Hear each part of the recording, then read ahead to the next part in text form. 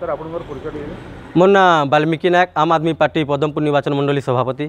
काना को डिस्ट्रिक्ट के नहीं करी डिस्ट्रिक्ट आज्ञा देखुन जिते बेले बाइलेक्शन है मानवर मुख्यमंत्री आसी गोटे गोटे बड़ बड़ समावेश कले झारबंद पाइकमाल पदमपुर रे इमने कहले आमे कथा कम और काम बेसी करसुँ बोलिकी जेन हिसाब से इमने जेन भूमा बुलाऊन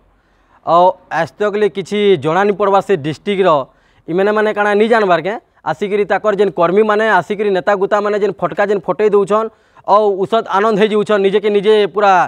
डिस्ट्रिक्ट खाईगला भाया लगुच मान के तो मुझ सरकार के नवीन पट्टनायक सरकार को पचरावा लगे चाहूचे इतार मत जवाब दरकार कारण कि जिते बेले आप आसी जिते बेले पदमपुर झारबंद और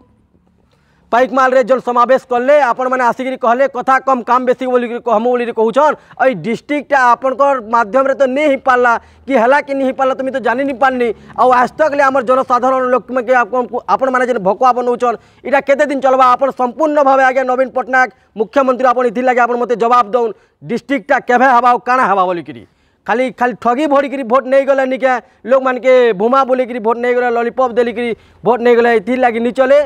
आपण मते जवाब दौन आज्ञा।